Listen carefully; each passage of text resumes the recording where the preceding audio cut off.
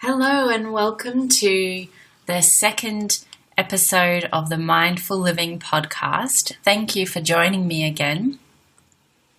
Last week we spoke a little bit about what mindfulness is, so I hope you enjoyed that. If you did, or if you have any feedback or would like me to discuss anything in particular, I'd love for you to leave some comments in the feedback section or review, just so I know what to chat about that would be beneficial to the community that's listening to this podcast. Great. Today I wanted to talk a little bit about feeling and sensing. So in our busy world, we do a lot of thinking, and in most workplaces, thinking is highly valued, it's rewarded, it's praised. So being logical and thinking, and I love to think. I think all the time, and I can also be quite logical sometimes. And then at the same time, we also need to balance that with feeling, and what I mean by feeling is not only our emotions, but also our sensations, the feelings and the sensations we have in our body at any given time.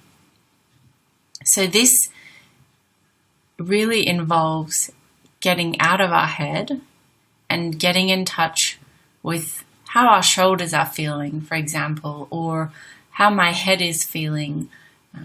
So one way to be able to test this out is if you're working on a particular activity, so whether it's at work, at home, or it's a hobby that you're doing, next time you have a project or something that you're working on, notice the feelings that you have, the sensations that you have in your body, and really give yourself time to feel.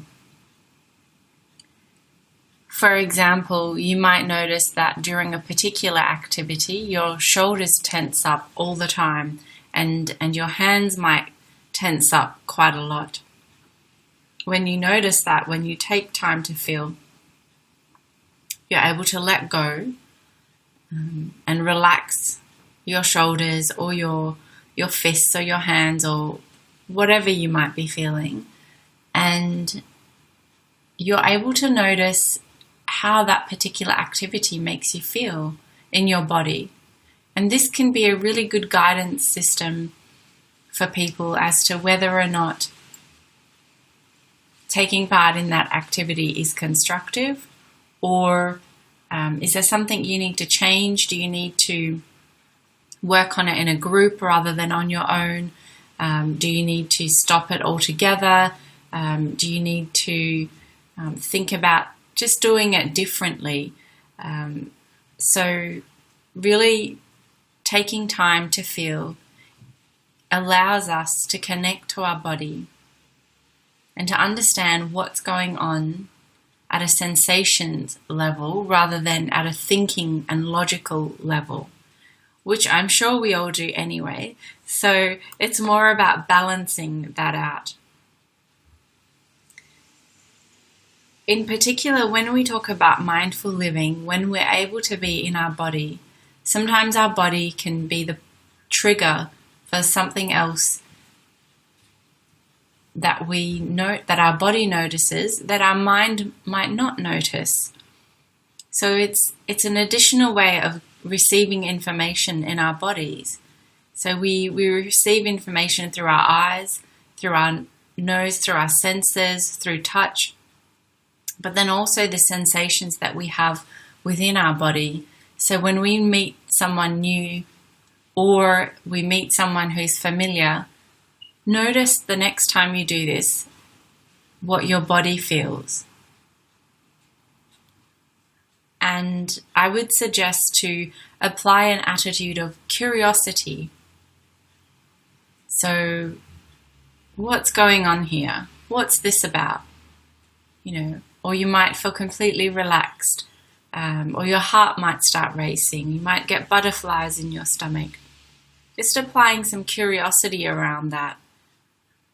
And notice what other situations this comes up for you. So, for example, if you're a writer and you like to journal, which is a great way of reflecting, or you might be an audio, you might need to process it out loud with someone.